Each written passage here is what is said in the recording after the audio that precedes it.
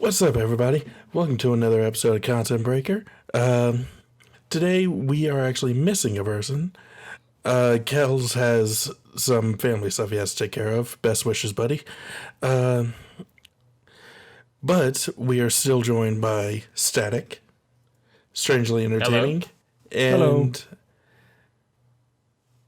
Mizog, and we are here to talk about Shira and the Princesses of Power. Yes, me Zog, me Static, you Strange. Hey. Yeah. So Mizog and me Static, same? Oh. Yes. Fire. You want milkshake? Yeah. So Shira, like you got me to watch this, which Yes. I was very hesitant to do, only because I didn't want to, but I did, and I gotta say I enjoyed it. It was a very fun ride with a very interesting story. Oh yeah, it's a sorry. It's one of those DreamWorks Netflix originals, kind of like Voltron or Kipo, Age of the Wonder Beast and whatnot. But I think it came out in between those two, actually. So it was like the second or third one that they had actually, DreamWorks had actually done. Better than Voltron. They didn't let it stretch out too long. I definitely enjoyed this more than Voltron. Like, there was a period where I had to take a hot minute, like a hot break away from it, just because watching something so consecutively as a binge is always hard for me. So I have to take a break away from it. But like, I did come back to this, unlike Voltron, where I just stopped on episode or like season 3. You stopped somewhere halfway through and then just never again. I just wikied the ending, to be 100% honest with you, of Voltron. I was like, I'm glad I didn't watch this, honestly. Like, well, to be fair, the ending of Voltron is a complete ass pull, whereas this one is kind of, logical to the world that it's set up. Speaking of the world, quick description for those who don't know of it. Shira is basically a war-torn planet between two factions.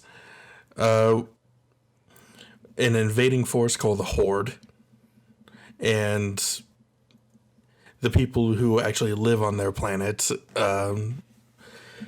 which is ruled by many different kingdoms and many different princesses, because no parents. Yeah. No parents. Parents don't exist in kids shows, except for like one or two. Parents. One or So two. are we sure maybe. this wasn't made by Disney? No, it is DreamWorks. But anyway, they call the good side, quote unquote, is known as the Princess Alliance. Specifically because of all the kingdoms and the princesses and everything. But the show is a big mix of magic, technology, and a big update from what was originally made in the 1980s, I believe, 1985. I couldn't tell you the first thing about the first series of She-Ra. All I know is it existed. It was definitely in the 80s. It came out around that He-Man era. To actually be like the He-Man for us. Or for women. Yes. All right. But I do think originally for the 1980s one, you're correct. That is all it was for. This one seems to be more geared toward anyone who wants to watch it. Yes. Like, I will say that is the truth, I would say. This one definitely feels more of a like one for everybody. And you're right, it was 1985 when the original She-Ra Princess of Power came out. We got there was a lot of parallels. Well, maybe not a lot. It's just like the design basically was somewhat similar, but this was definitely a more, I want to say, kid She-Ra, opposed to like the older She-Ra we got in the 80s. Like definitely that was more of an adult woman to this being a child. She's like 17, I think. 16, 17, 18, somewhere in that range. Yeah. Plus, I used to think that She-Ra was He-Man's wife. sister, actually. Oh, wow. Yeah, so that's something creepy. But anyway, yeah, in this one, He-Man isn't a thing at all. It's all about She-Ra.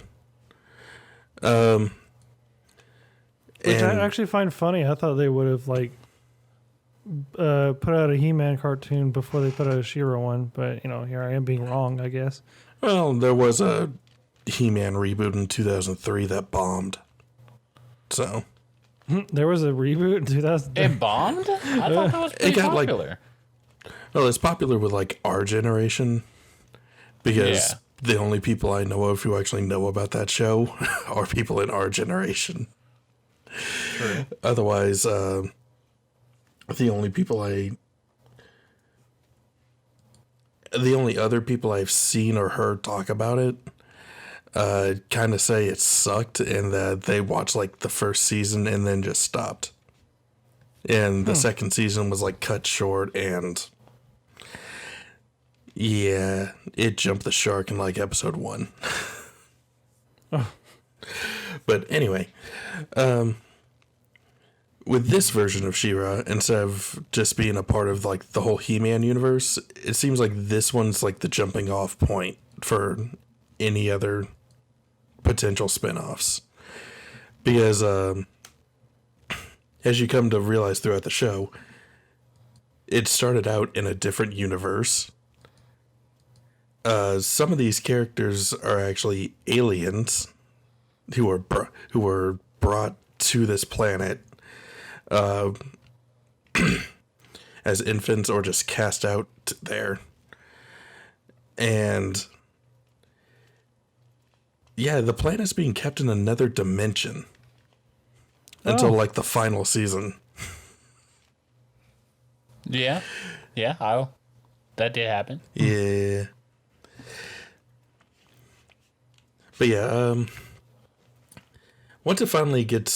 once all of that gets righted and the planet ends up in another in the actual dimension it's supposed to be in, you get this.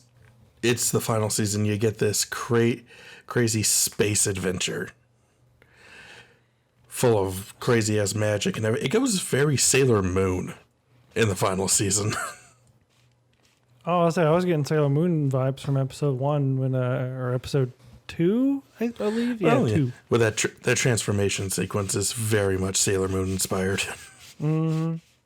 Which I'm here for it, Like, it always, like, kind of bums me out when I see, like, the transformation scenes and stuff, and then, like, they don't look exactly like they did when they're active. I'm like, where did all her hair go? Sad face. Yeah. But, sometimes the animation just needs to cut a little corners. True. So, like, in terms of characters, would you say that She-Ra has, like it's got a colorful cast. Very colorful. Like I saw so many colors, I was like, whoa. Would you say that She-Ra is kind of like does it do a good job of like expanding upon like everybody, or is it just kind of tampered to She-Ra's development? No, it's She-Ra, or Adora, as her civilian or actual name is.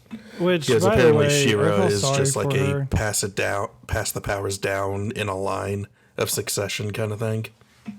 You say you feel sorry for Adora? Yeah. Why is her name Adora? It's not making fun of her name. I was like, wow, her parents were interesting. Her parent I guess. was Shadow Weaver. She had parents.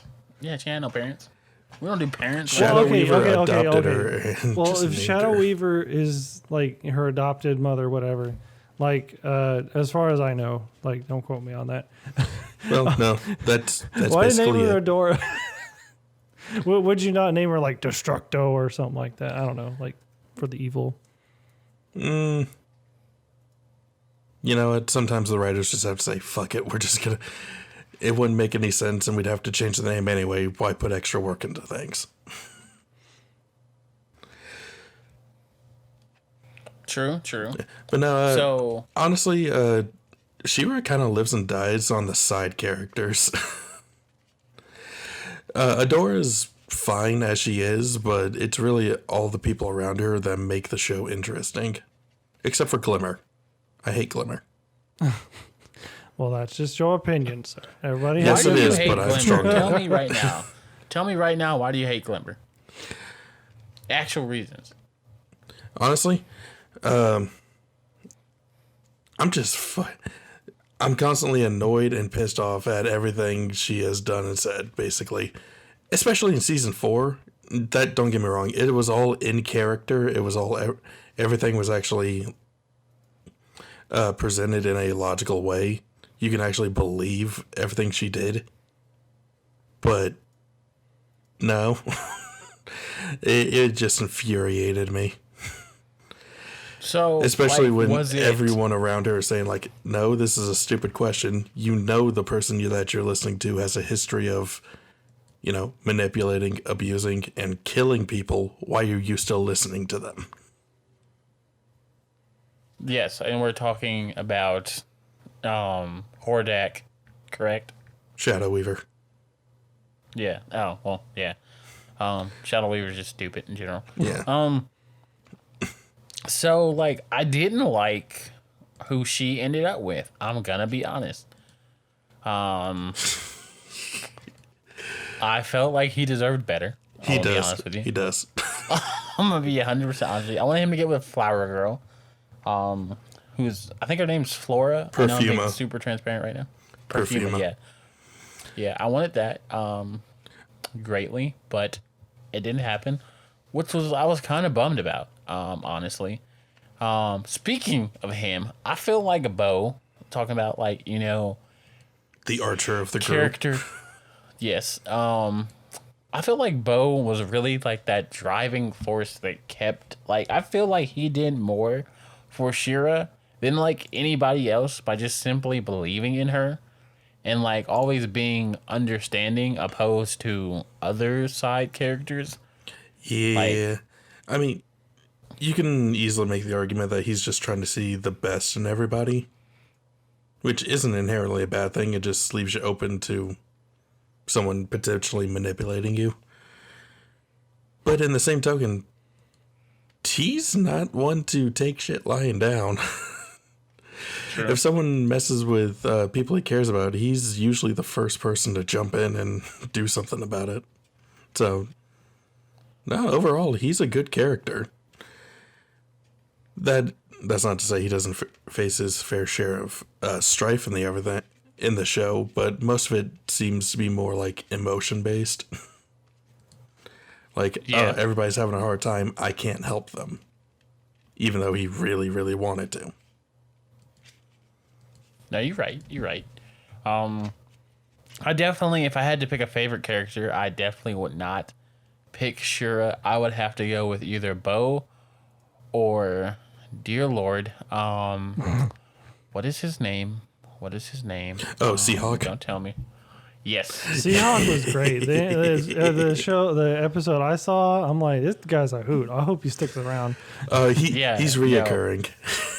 Cool. I love Seahawk. One of my favorite, as much as I don't like Glimmer in season 4, one of my favorite episodes is a big one for her and She-Ra.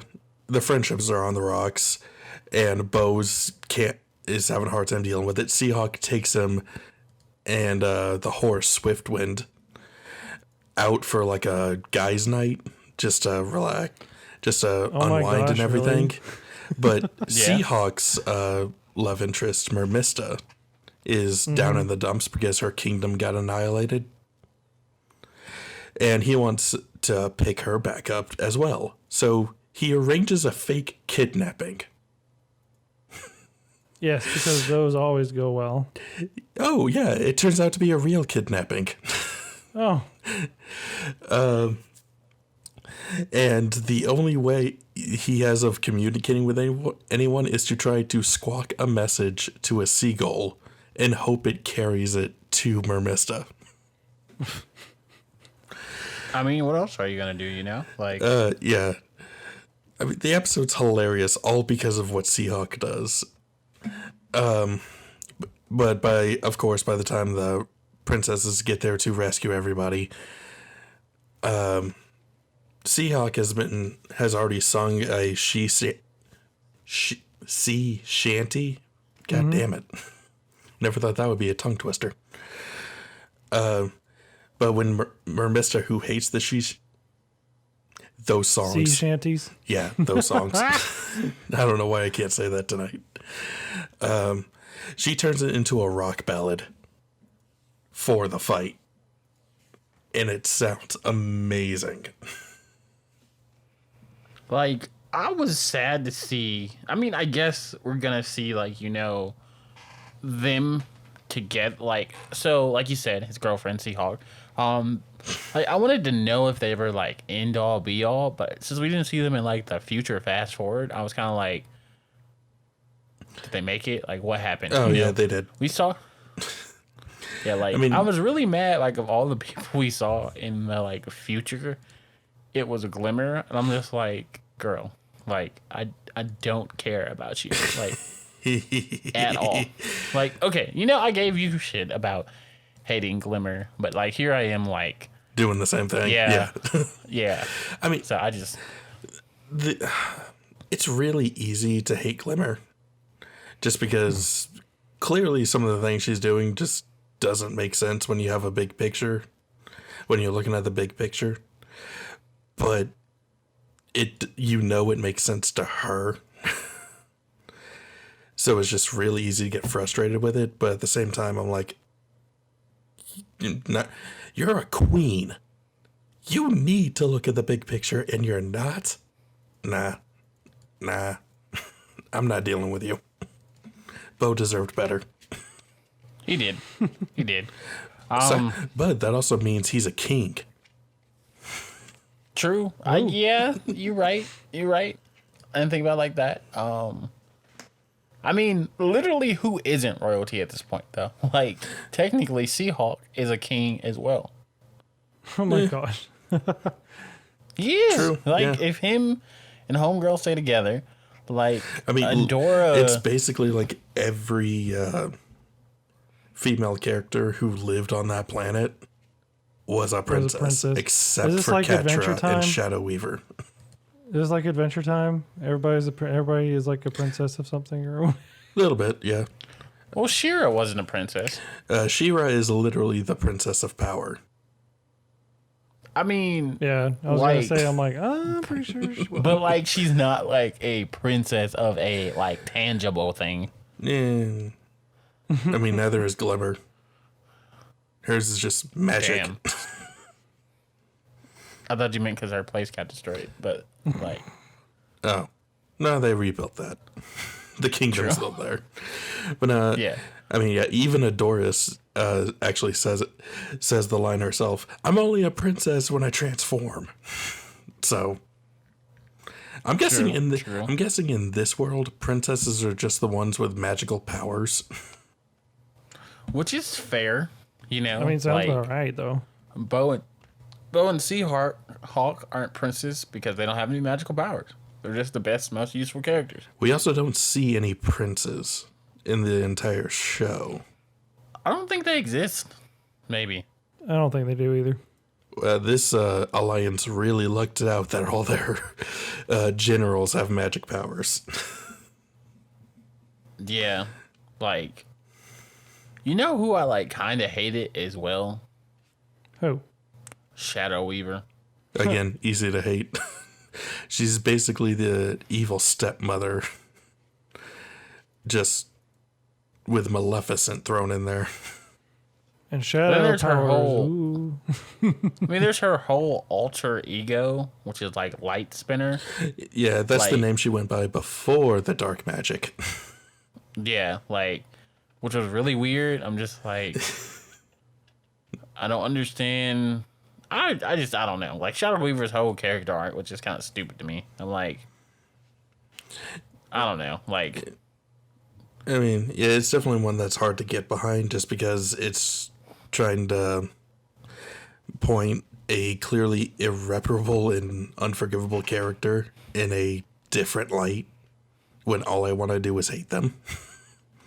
But I can almost see where they're coming from. It's basically just a how did we get here kind of thing. And now that we're here, now that we know about it, what does it mean for what she's doing now? And you can easily make a comparison to, like, it's a story about addiction if you want to spin it in a different way. But yeah, that's the thing about a lot of these characters. A lot of their stories can be viewed as allegories for something else. yeah, like, you know, absolute power corrupts absolutely, or something like that. I mean, with both Adora and Catra, they're both child soldiers, and anytime one of them did something wrong, another would get punished. So manipulation, abuse, all of that stuff, it's all touched on without explicitly spelling it out for the audience. Yeah, it's super messed up. Like, it's like the psychological point of She-Ra is very, very interesting. Like, because I would say that you have aspects of, well, like you just said, abuse that is clear when it comes to Shadow Weaver and Adora and Catra, thank you. And you have, like, things where, like, is there truly redemption for that, like, abuse? Like, with what she does? Like, does that redeem her for all the abuse that she calls Catra? And to me, no. The way the show presents it, it doesn't really give an answer. It's just she pulls a Darth Vader and dies. But right after that, the people who were close to her, being Adora and Catra, are just like, I can't believe that actually happened. I can't believe she did that. Oh, wait, planet is dying. Yeah, we should probably fix this. And that's it. That's all there is. I mean, to me, like, I don't know. Like, I feel like I got that little bit of, like, I would never say abuse is okay. And just because, like, they're your parents or anything, you should always love them. I am not a believer in that in any format. But I do believe that, like, most parents have a very strong draw to loving their children. And I feel like Shadow Weaver was a shit parent for 99.9% of her raising, or whatever you want to call it, Catra and Adora. Mostly Catra. But I feel like that, like, moment where she tells Catra that she was proud of her, like, was that her, like, at the end, like, that niche, like, that type of, that, how would you even explain it? That instinct to be a parent kind of shined. So I really liked the way that happened, because they could have just killed her off without anything ever happening. It could have been like that. It could have been like a Ruby Adam death. Oh, God. Where we got a promising character and just throw him in the trash can. Yes. I'm glad we got to see, the end of Shadow Weaver. Yeah. I'm glad we got to see, like, a good conclusion. And I'm glad we got to see some closure for that, instead of her just falling to her doom. And everybody being like, we're together now. Yeah. Because we murdered someone. Which is, anyway, we'll save that for another podcast. But it's all kinds of weird. I'm glad they didn't go that route. Yeah. I'm also glad they kind of kept it ambiguous in the end anyway, just because you can easily make the argument of the other side just to say, like, this was her final manipulation of them. She knew she wasn't going to get what she wanted, so she just fell back on what she knew and just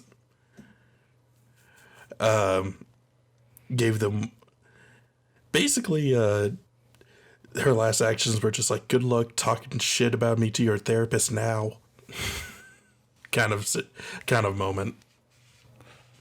Yeah, I mean, that whole "you're welcome" at the end could have been like, I don't know. Like, the fact that she took off her mask to say, I don't know. I don't feel like that. I feel like it was meant to be a last minute, kind of like not redemption, but like I said, pulling a Vader, doing one good act to try and show the person suffering for you, that you cared.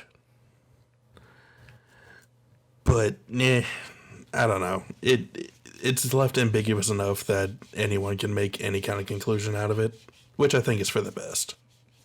Yeah. Yeah. But I would say overall, like, favorite characters, definitely Bo. Second favorite characters, Scorpio. Yeah, honestly, I was gonna say the same thing. No, it's Seahawk. It's Bo, Seahawk, then Scorpio. I'm sorry, Scorpio is a giant cinnamon bun. You have to love her. And then Mermaya, or Mermista, and then Catra, and then the dead mother, and then Angelica? The horse. Yes. Then the horse. Then, really, the horse is part of this. Okay. Yes, I love Swift Wind. I do. I like Sith Wind. Okay. Get out of my face. Yeah. Okay. No, I'm just surprised. I have the exact opposite feelings about that horse. I mean, he was good comical relief for me. Honestly, to me, he had one good line. Otherwise, he was just like a step or two above Glimmer. What was the line? Don't you do that to him. What was the line? It was when Adora went to meet Raz, who was basically the Yoda of this series, except yes, time is affected weird by her. Or she experiences time weird. Anyway, Adora's trying to talk to Raz. Swiftwind just walks in. She asks where he's doing, and he's just like, "Oh, I visit Raz all the time. You gotta visit old ladies in the woods every now and again, Adora. Come on, have a heart." That one got a legit laugh out of me. Okay. I'll give you that one. I got a couple besides of that, episodes I saw. There was nothing he did that I actually cared about. That's fair. What about you, Strange? Did you have a favorite character? So far, it would definitely have to be Seahawk, because I literally just that was the last episode I was able to see. Everything's gonna end in a fiery explosion with him. Mm-hmm. Yes. He said, "Try not to set this boat on fire." He's like, "No promises." We need to sail back, so don't ruin this one. You should probably take me off this boat. I love him. Mazal, did you say who your favorite character was? Even though I'm pretty sure I know who it is. Honestly, as time has gone, when the show ended, my favorite character, when I finished watching the show, which was shortly after season 5 came out, my favorite character was obvious to me. It was clearly only one person. As time has gone by and I've had time to think about it, and less obvious to me. Like, honestly, I feel like Mermista is kind of like my spirit animal at times. That's fair. Yeah, I could definitely see that. She's like, whatever, I don't care. Like, I do not. Like, I am a strong believer of, like you said earlier, the side characters, like, kind of push this. Like, I have a hard time putting anybody over Seahawk and Bo. Like, Mermista and Scorpia are a strong 3 and 4th though, but like you said, Strange, like Seahawk, literally funniest character, Bo, literally best boy. So I'm just like, yeah, I gotta give it to like one of those, and I mean, even with all that, I still kind of have to give some credit to Catra. I love Catra. Her story is amazing to me. And honestly, it's one of the best redemption arcs. It's not Zuko level amazing, but it's up there. I did want It's to like bring a this step up. or two and below. I can't. I'm not. So I remember once you said, and I finished. I went back this weekend and I finished. I don't know how. I had a busy weekend, but I finished. Whatever this is called, Shira. Yeah, and you had said that like Catra's redemption arc was on par with Loxus's. I cannot agree with that statement. No disrespect to you. That's fair. But like, as time has gone by, I've looked at it and I've been like, I was probably just wrapped up in this a lot because it is a really good show. Yeah, But it's good, and her redemption is top tier. But like, literally under Zuko, who had the best character redemption arc ever, I said it. I mean, I'm fair. not, there's no disagreements here. Is Loxus at strong number 2? Because I'm rewatching Fairy Tail and I just finished the Thunder Palace arc. Yeah. And I'm like, how did this guy become a hero? And honestly, the only reason I knock Loxus down so much is because there's such a big cast that the pacing for it is so uneven. I could like, Yeah, that's fair. I love Loxus. Like, one day we will have to do a podcast. I want Strange to write this down. Like, we will do a podcast about character redemption arcs. I mean, Don't we have a we'll get to document that later. But yeah. We'll get to the other ideas and all that shit later. But yeah. Honestly, I loved how, for character's character, I loved how it was basically her just trying to make her way the whole time. And shit just kept going wrong. The hard parts to root for her are where she's just like, you know what? Everything's going wrong, so I'm going to double, triple, and quadruple down. Without ever leaving the evil side. Yeah, I was really waiting for her. I was like, okay, girl, you can be good now. And she's like, nope, still just going to do more evil. And I'm like, okay. She honestly... Nope, already. Although one thing I do love about it is that I've heard many people talk about if they had a chance, they would basically, if they could flip a switch, rewrite everything, and just make everything okay, they would. There's actually a scene where Catra does this, and everything falls apart. So, Like, show you. Kinda.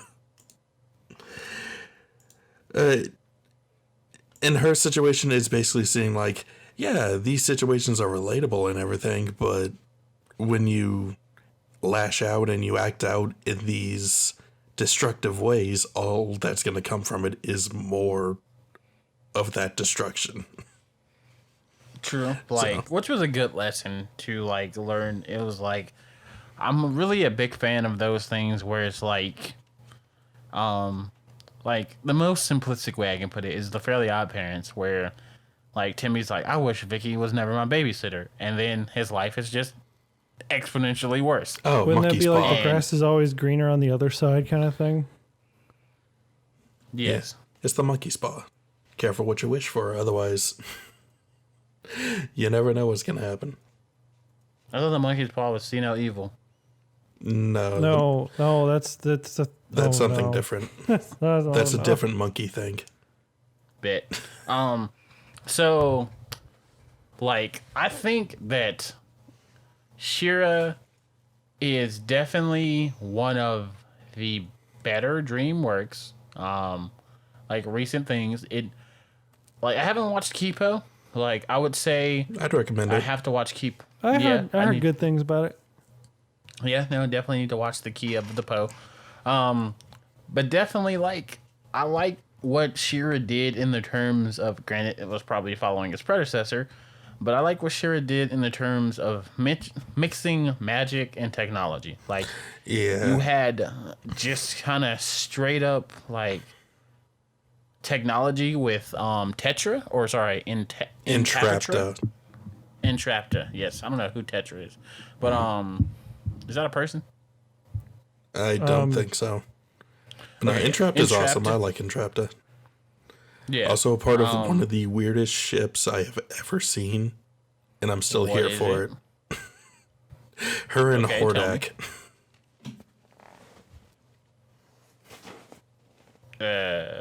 Yeah, it's weird. Okay. Still here for it though.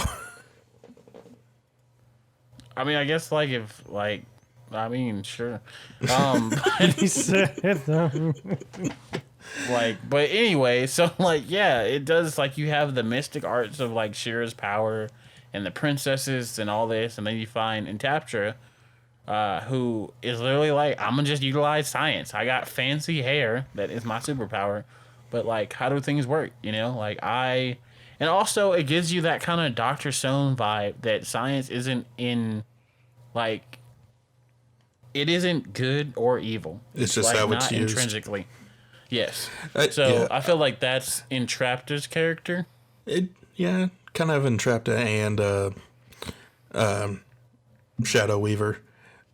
They're both kind I of. mean, Shadow Evil's kind of evil. She Like, she herself is evil, but she's the evil magic person, whereas the majority of the good people are magic, and the majority of the evil people are science. Whereas Entrapta, who has gone back and forth on the sides, all she cares about was the science, and she did a lot of good and mild evil.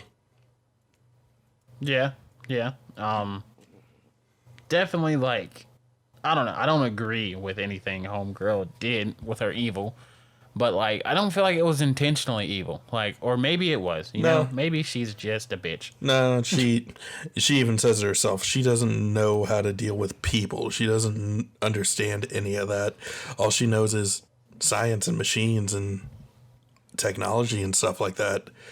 And she's fascinated by it. So that's what she likes to explore. She doesn't realize that she's hurting anybody. Yeah, I mean, that's kind of dumb. Like, but not that I'm saying like she's dumb. I'm just saying like that's a very toxic behavior that she needs to account for. Like, I can do a whole character thesis about these characters, but you know, that's another podcast. That's part of the fun for that another we day. don't have time for.